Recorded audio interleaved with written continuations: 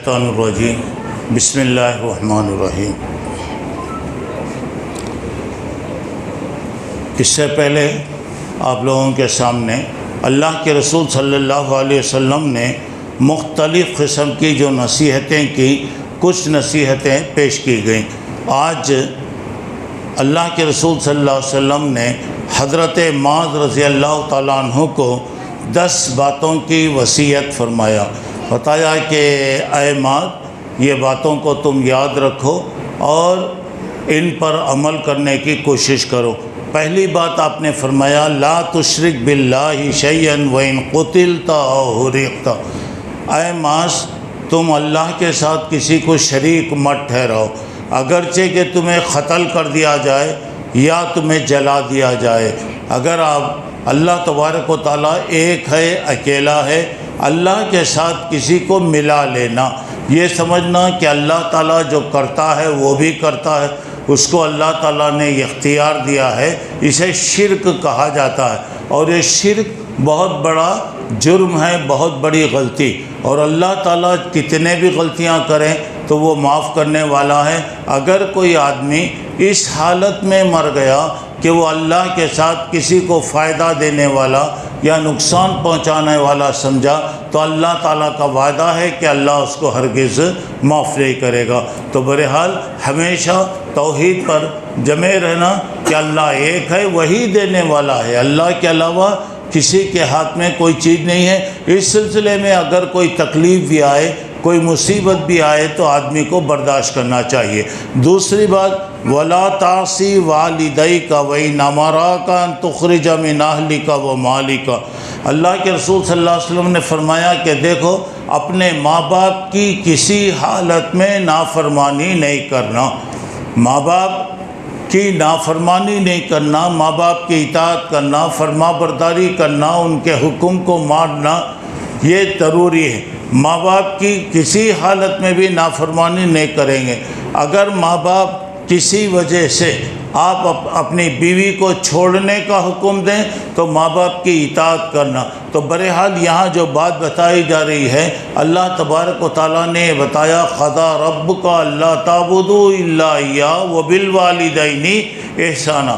اللہ نے یہ فیصلہ کیا ہے کہ تم اللہ کی ہر حالت میں فرما برداری کرو، اپنے والدین کے ساتھ نافرمانی مت کرو۔ ماں باپ کو جھڑکنا، برا بولنا، گالیاں دینا، نافرمانی کرنا، ان کے سامنے زور زور سے بات کرنا، یہ تمام گناہ کے کام ہیں۔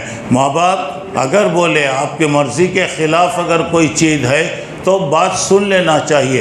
ہاں، ماں باپ اگر آپ کو یہ حکم دیں کہ گناہ کا کام کرو، حرام کا کام کرو، اللہ کے ساتھ کسی کو شریک ٹھہراؤ، تو اس وقت ان کی فرما برداری نہیں کریں۔ وہ اب اگر ماں باپ کوئی بھی دنیاوی بات وغیرہ کہہ رہے ہیں، ماننا ہے۔ اگر اللہ کے ساتھ شرک کرنے کے لیے اگر کہیں گے، کفر کرنے کے لیے کہہ رہے ہیں، تو اللہ تعالیٰ کہتے کہ نہیں ولا فلا تطعہما، اور ان کے فرما برداری نے وصاحبہما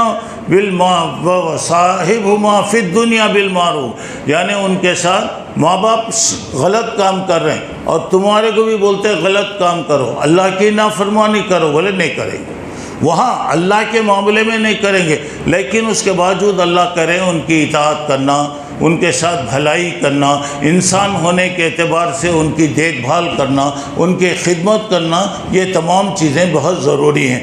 تیسری بات یہاں وَلَا تَتْرُكْنَا صَلَاةً مَكْتُوبَةً فَإِنَّ مَنْ تَرَكَ صَلَاةً مَكْتُوبَةً مُتَعَمِّدًا فَقَدْ بَرِئَتْ مِنْهُ ذِمَّةُ اللَّهِ۔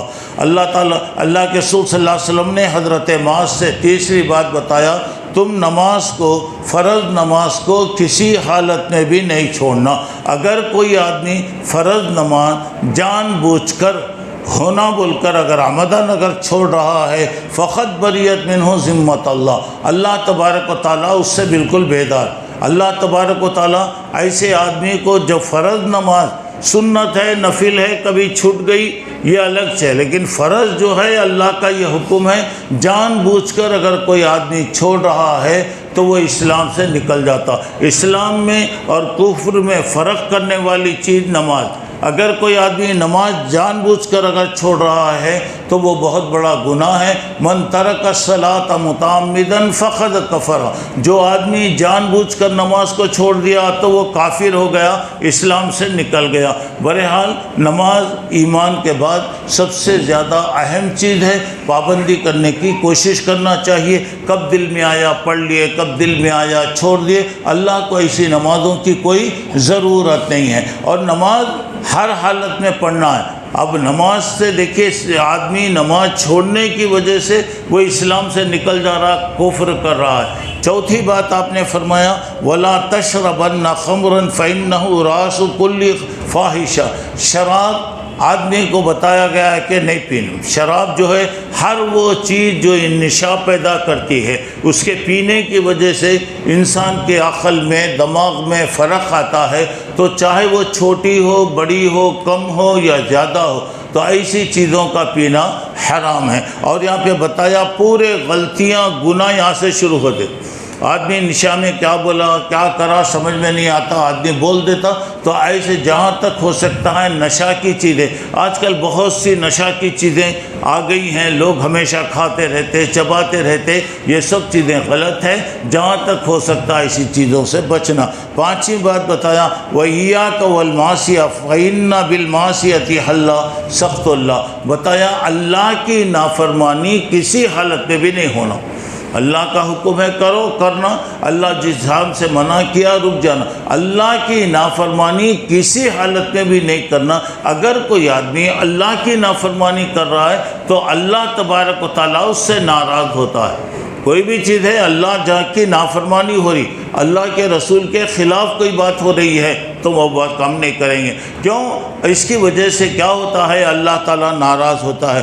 چھٹی بات کیا بتائی گئی، ایاک والفرار من الزہر وإن حلق الناس، اگر لڑائی ہو رہی ہے، لڑائی کے اندر جنگ چھوڑ کر بھاگ جانا یہ بہت بڑا گناہ۔ مثال طور پہ مسلمانوں کی لڑائی ہو رہی، کسی سے لڑائی ہو رہی ہے، تو لڑائی میں ہر حالت میں آپ شریک رہیں گے۔ لڑائی چھوڑ کر آپ بھاگ گئے تو یہ کبیرہ گناہ، بڑا گناہ ہے۔ جب تک اس کی معافی نہیں چاہیں گے، توبہ نہیں کریں گے، اللہ تعالیٰ معاف نہیں کرے گا۔ کیوں؟ جب ایک آپ معلوم ہے پورے مسلمانوں کی لڑائی ہو رہی، آپ چھوڑ کر جائیں گے تو اس کی وجہ سے کیا ہو جاتا، کمزوری آ جاتی، دشمن کو ہمت آ جاتی ہے، اور کوئی بھی مسئلے آ جاتے۔ اس واسطے سے بتایا گیا کہ اگر کوئی آدمی جنگ سے بھاگ رہا ہے تو وہ بہت بڑا گناہ کر رہا ہے۔ ساتویں بات بتائے وَإِنْ أَصَابَ النَّاسُ مَوْتٌ فَاصْبِرْ، جب کسی جگہ بیماریاں ہیں یا کوئی بھی ہے، وہاں پر اگر وبا چل رہی ہے، کوئی پریشانی ہے، ایسی جگہ نہیں جانا جہاں بیماریاں چل رہی ہیں، فلاں چل رہی ہیں، چپ کے جوش میں لوگ جاتے ہیں نہیں۔ اگر آپ اس بستی میں ہیں، اگر وہاں پر کوئی ایسی بلا وغیرہ چل رہی، وبا چل رہی، نہیں نکلنا وہاں سے، وہیں پر آپ رہیں۔ یہ سمجھتے کہ یہاں رہے بھائی، یہاں رہے تو کیا ہوتا ہے کہ بول کے چلے گئے، اگر وہ چیز آنا ہے تو تمہارے کو آ کر رہے گی، اور تمہارے جانے کی وجہ سے خامخواہ کی پریشانیاں۔ اچھا معلوم ہو رہا ہے کہ فلاں جگہ بیماریاں ہیں، ایسی جگہ نہیں جانا ہے، ایک بات۔ دوسری بات، جہاں بیماری ہے آپ وہ ہیں، بیماریاں پھیلی ہوئی ہیں، تو وہ جگہ چھوڑ کر بھی آپ کسی جگہ باہر نہیں جانا۔ آٹھویں بات بتائے وَأَنفِقْ عَلَىٰ أَهْلِكَ مِن طَوْلِكَ، اپنی قدرت اور طاقت کے مطابق اپنے گھر والوں پہ خرچ کرنا۔ آپ جو اپنے گھر والوں پر، بیوی پر، بچوں پر، والدین پر جو بھی خرچ کریں گے، اللہ تعالیٰ اس میں ثواب عطا کرے گا۔ اب ضروری خرچے ہیں، کرنا پڑتا، ضروری خرچے ہیں، بیکار خرچے ہیں، فضول چیزیں ہیں، یہ تو اس سے بچنا چاہیے۔ اب جہاں ضرورت ہے ان کو کھلانا ہے، کپڑوں کا انتظام کرنا ہے، ان کی ضرورتوں کو پورا کرنا ہے۔ جو کام بھی آپ اپنے بیوی بچوں کے لیے کریں گے، اللہ تعالیٰ آپ کو ہر چیز میں ثواب عطا فرمائے گا۔ آپ پر فرض ہے کھلانا، آپ نہیں کھلا رہے ہیں، آپ بچوں کو پلانا ضروری ہے، نہیں پلا رہے ہیں تو گویا آپ ظلم کر رہے ہیں، غلطی کر رہے ہیں۔ اور ماں باپ بھی کیا کرتے ہیں، بعض اوقات بچوں کے ساتھ حد سے زیادہ بے انصافی کر، بے ظلم کرتے۔ تو ایسی صورت میں اب بچے نافرمان ہو گئے تو کیا بولتے، کیا مسئلہ، بچے میری بات اس لیے سنتے، سننا کیوں نہیں سنتے بچے، کیوں نہیں سنتے؟ آپ اگر اچھے رہیں گے تو بچے برابر سنیں گے۔ آپ کے اندر کوئی کمی رہے گی، وہ کمی کی وجہ سے وہ نہیں بتاتے لوگاں، وہ کمی کی وجہ سے کیا ہو رہا ہے، بچے نافرمان بن رہے ہیں۔ تو بہرحال آپ جو بھی کماتے ہیں آپ جسے بھی خرچ کریں گے یہ تو خرچ کرنا ہے، لیکن اپنے گھر والوں پر، بیوی بچوں کو بھوکا رکھ ڈالے، لے آ کے دوسروں کو دے ڈالے، کیا کی کر ڈالے، یا ان کا خیال نہیں کرتے، ان کی ضرورتیں پوری نہیں کرتے۔ اکثر جو جھگڑے پیدا ہوتے گھروں میں یہی وجہ ہوتی، گھر میں خرچ کرنا ہی نہیں کرتا تو اب بیوی کیا کریں گی؟ اب خواہ اس کے اوپر ظلم کرتے، بچوں پہ خرچ نہیں کرتے، پڑھاتے نہیں، لکھاتے نہیں، تعلیم و تربیت کا خیال نہیں کرتے۔ تو بہرحال جو کام بھی اپنے گھر والوں کے لیے آپ کریں گے، پہلے آپ جو بھی کماتے ہیں اپنے گھر والوں پر خرچ کرنا فرض ہے، باہر والوں پر کرنا نہیں ہے۔ اللہ آپ کو دیا، دے لیجئے، باہر والوں کو خرچ کر لیجئے، الگ بات ہے، لیکن اپنے بچوں کا، بیوی کا خیال رکھنا۔ 9ویں بات، وَلَا تَرْفَعْ عَنْهُمْ عَصَاكَ عَذَابًا، اپنے گھر والوں کی تربیت کا بھی خیال رکھنا۔ بچے ہیں، بچوں کی تربیت، بچوں سے غافل نہیں ہو جانا، ان کی تربیت ہے، اگر تربیت کے سلسلے میں کبھی سختی کرنا بھی پڑتا ہے تو سختی کرنا، کبھی مارنے کی ضرورت ہو تو ایسا نہیں مارنا کہ ہڈیاں توڑ ڈالو، پھسلیاں توڑ ڈالو، پھر ڈاکٹروں کے پاس بات ہو، یہ بات نہیں ہے۔ کبھی ضرورت پڑ رہی تو ان کی تربیت سے غافل نہیں ہونا، بچوں کو نیکی کا حکم دینا۔ بچے چھوٹے ہیں، بالکل چھوٹے ہیں، ٹھیک ہے، نماز کی عادت بناؤ، 7 سال کا بچہ ہے تو اسے پریکٹس کراؤ۔ اب بچے جیسے بڑھتے رہتے ہیں، یہ ماں باپ کا فرض ہے، آپ کھلا رہے ہیں، پلا رہے ہیں، لیکن بچوں کی تربیت نہیں کر رہے ہیں، تعلیم کا خیال نہیں کر رہے ہیں، بچوں کو آپ نہیں پڑھا رہے ہیں، یا بچوں کی نماز وغیرہ کے بارے میں آپ نہیں کر رہے ہیں۔ کب ہوتا ہے؟ جب کہ آپ بھی نمازی رہیں گے، آپ کی بیوی بھی نمازی رہے گی تو بچے بھی نمازی بنیں گے۔ آپ نماز نہیں پڑھتے، بچوں کو بولے تو آج کے بچے خاموش رہتے کیا؟ آج کے بچے کیا بات، تمہیں نماز نہیں پڑھتے، نہ میرے کو نماز پڑھو نہ بولتے، شرم کی باتیں نہیں ہے۔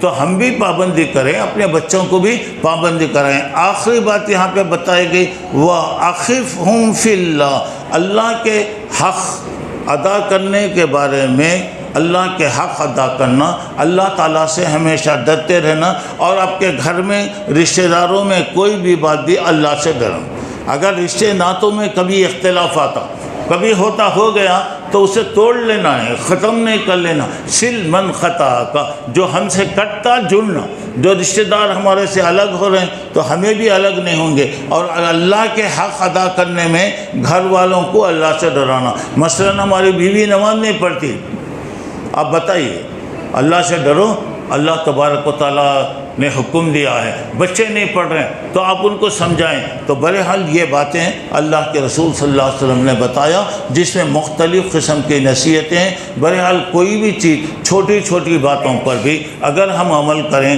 اور اللہ تعالیٰ کو وہ چیز پسند آ جائے تو انشاءاللہ ہمارے لیے دنیا بھی اچھی ہوگی، آخرت بھی اللہ اچھی کرے گا۔ اللہ مجھے آپ کو نیک توفیق عطا فرمائے۔ جو باتیں اللہ کے رسول صلی اللہ علیہ وسلم نے ہمیں نصیحت کے طور پہ بتائی اس پر عمل کرنے کی اللہ تعالی ہم تمام کو توفیق عطا فرمائے، آمین۔ وآخر الدعوانا الحمدللہ رب العالمین۔ سبحانک اللہم ربنا وبحمدک، اشہد ان لا الہ الا انت، استغفرک واتوب الیک۔